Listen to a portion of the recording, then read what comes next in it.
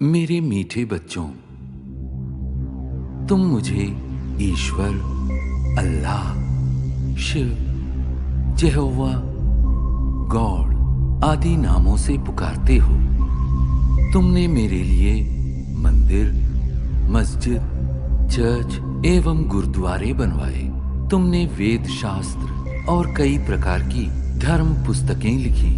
मेरे पास पहुंचने के लिए तुमने पूजा, अर्चना, तप आदि किए। तुमने मेरे नाम पर अनेक युद्ध किए और मेरे लिए कई त्याग व बलिदान दिए। लेकिन दुर्भाग्यवश न तो मुझे कोई भी प्राप्त कर सका और न ही मेरे पास पहुंच पाया। वास्तव में मुझे जानने से पहले तुम्हें ये जानना और महसूस करना है कि तुम स्वयं कौन हो। तुमने अज्ञानतावश स्वयं को भौतिक शरीर मान लिया है। इसलिए तुम जाति, धर्म, रंग, भाषा व राष्ट्रीयता के नाम पर भेदभाव करते हो। स्थूल नेत्रों से दिखाई देने वाला तुम ये नश्वर शरीर नहीं हो। तुम तो अविनाशी आत्मा हो जो भ्रिकुटी के मध्य में स्थित होकर इस शरीर को नियंत्रित करती हो। अतः स्वयं को शरीर द्वारा कर्म करने वाली आत्मा अनुभव करो।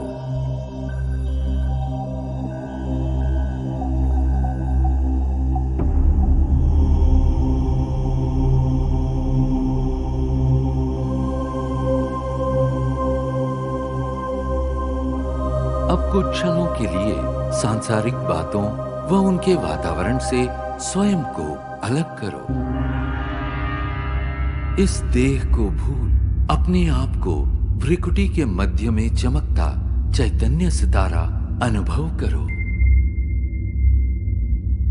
वास्तव में तुम यही हो, अति सूक्ष्म ज्योतिर्बिंदु आत्मा। अब क्रमशः तुम्हारी यात्रा आरंभ होती है। इस भौतिक दुनिया और देह से ऊपर उठकर नीले गगन की ओर।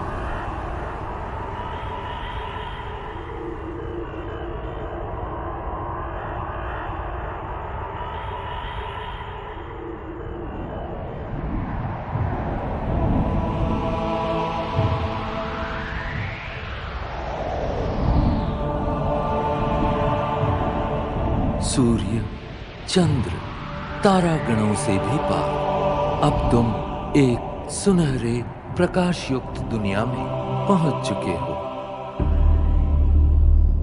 ये वो आत्माओं की दुनिया है जिसे ब्रह्मलोक, शांति धाम, मुक्ति धाम व परम धाम कहा जाता है। ये मधुर, शांतिपूर्ण दुनिया तुम आत्माओं का और मेरा भी मूल निवास स्थान है। मैं तुम आत्माओं का पिता, परम पिता परमात्मा शिव हूं। तुम आत्माओं की तरह मैं भी अति सूक्ष्म हूं। ज्योतिर्बिंदु होते हुए भी ज्ञान गुणों में सिंधु के समान हूं। मैं सर्वशक्तिमान जन्म मृत्यु के चक्र से परे होने के कारण सदा पावन हूं। तुम सब आत्माएं मेरी प्रिय संतान हो। प्रारंभ में तुम आत्माएं भी मेरे साथ परम धाम में ही निवास करती थी। बाद में तुम जन्म और कर्म का अविनाशी अभिनय करते सृष्टि नाटक मंच पर अवतरित होते हो।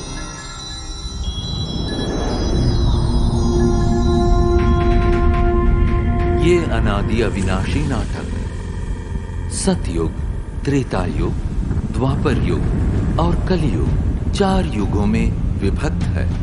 प्रत्येक युग की अवधि समान रूप से 1250 वर्ष है और इस कारण पूरे कल्प की आयु 5000 वर्ष है। हर 5000 वर्ष में इस सृष्टि चक्र की हूबहू पुनरावृत्ति होती रहती है। कल्प के आरंभिक काल में सभी प्राणी और प्रकृति के 5 तत्व पावन थे। उस समय संसार सुख, शांति और आनंद से परिपूर्ण था।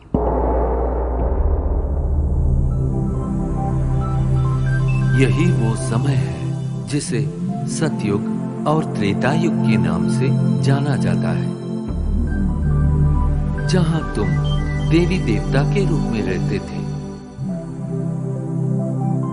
इस 2500 वर्ष की अवधि को स्वर्ग, वैकुंठ, बहिष्त, जन्नत, पैराडाइज आदि नामों से जाना जाता है।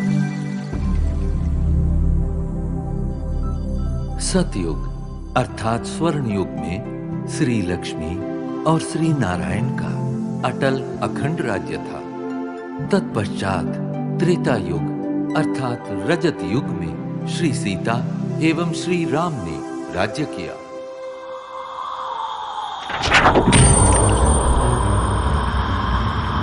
द्वापर युग में देवभान के कारण तुम विकारों में प्रविष्ट हो गए और इस कारण अपनी शक्तियां खोने लगे।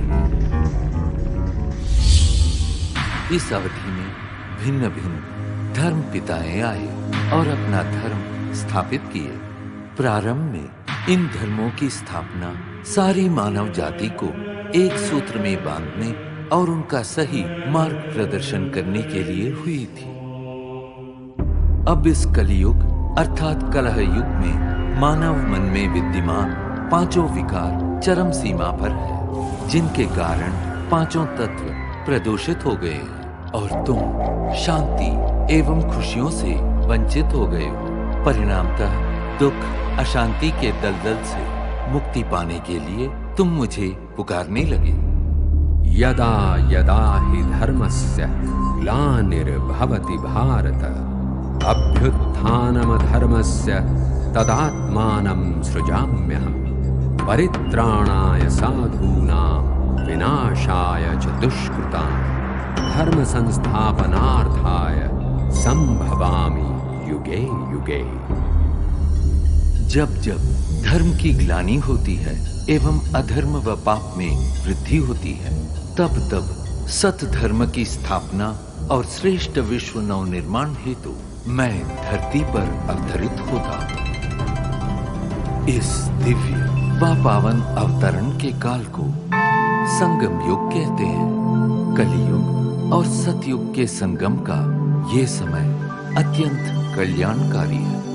गीता में दिए इन वचनों के अनुसार अब भारत भूमि पर मेरा अवतरण हो चुका है। प्रजापिता ब्रह्मा के साकार मानवीय तन में मैं प्रविष्ट एवं सन्निविष्ट होकर सहज गीता ज्ञान एवं राजयोग द्वारा तुम आत्माओं को पावन बनाने का महान कार्य कर रहा हूं। अब तुम देह सहित देह के सर्व संबंधों को भूल स्वयं को आत्मा निश्चय कर मुझ परम पिता परमात्मा को याद करो। यही राजयोग है जिसके द्वारा तुम्हारे जन्म जन्मांतर के विकर्म दग्ध होंगे और तुम सर्वगुणों एवं सर्वशक्तियों से संपन्न हो जाओगे। याद रखो, प्रकृति के पांचों तत्व भी तुम्हारे इसी संपन्नता की प्रतीक्षा कर रहे हैं।